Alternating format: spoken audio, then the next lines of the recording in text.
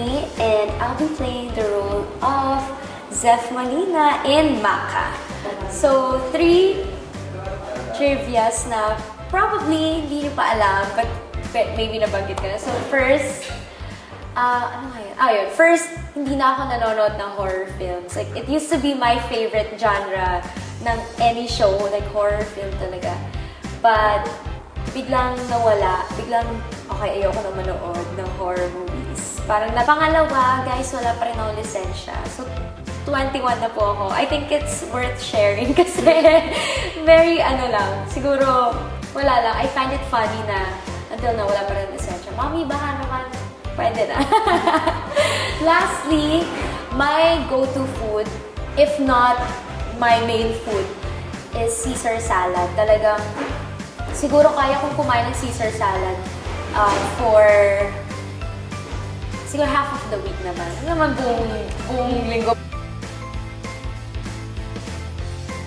Recently, medyo nakakahiligan kong mag-explore sa pagluluto, sa baking, yun. So, parang kapag kaya ko pag may time, luluto ako ng breakfast or lunch or even dinner kapag wala akong masyadong ginagawa sa bahay. So, gusto ko sana before maging doktor talaga. Specifically a cardiologist. Kasi ewan ko, there's just something about the heart na parang sobrang precious siya for me.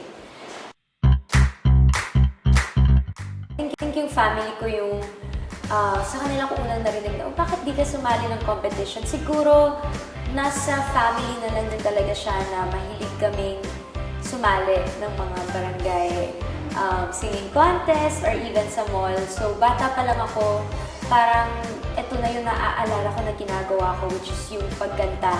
Before, nung sumasali pa lang sa competition, talagang merong at least 5 from our family na nandun, sumasama, and nag-cheer. Kaya nakakatuwa kasi alam ko na even before nung wala pa man, nandun na sila to support. Yes, syempre po, normal yun talaga. Even now, honestly, nandun pa rin yung questions na yun. Kasi parang every season nga, mas lumalaki yung mga pangarap mo, mas lumalaki din yung mga obstacles na haharapin mo. So, syempre, kapantay nun yung mga doubts mo sa sarili mo. And plus na rin yung siguro, aminin ko man or hindi, but sometimes may mga panahon na naapektuhan ako sa mga hate comments or you know, yung mga negative na feedback sa performances ko, kung saan man siya. But I think more than anyone else, you know yourself. So kahit na may times na nagda-doubt ako sa sarili ko, at the end of every thought, I always remind myself na I am here for a reason. Hindi man siya, it may not look like the best right now, but it's gonna be better. I love school. As in, may mga times na hindi ako nagising kasi siguro sobrang puwet, sobrang pagod from an audition or something. Tapos, hindi ako nakapasok, hindi ako nagising. Umiyak talaga ako kasi parang meron ako siguro fear of missing out. Medyo, yan din po yung siguro isang frustration ko as of now na hindi ko mapagsabay yung trabaho and pag-aaral, lalo na dapat college na ako. So, before sinasabi ko talaga, itry, kakayanin, and pag gusto mo may paraan. Pero may mga bagay lang talaga na siguro hindi mo agad ma-achieve. Kumbaga, for me, you can't really have it all.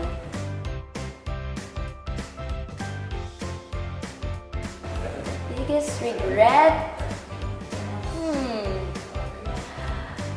Ano ba? Siguro,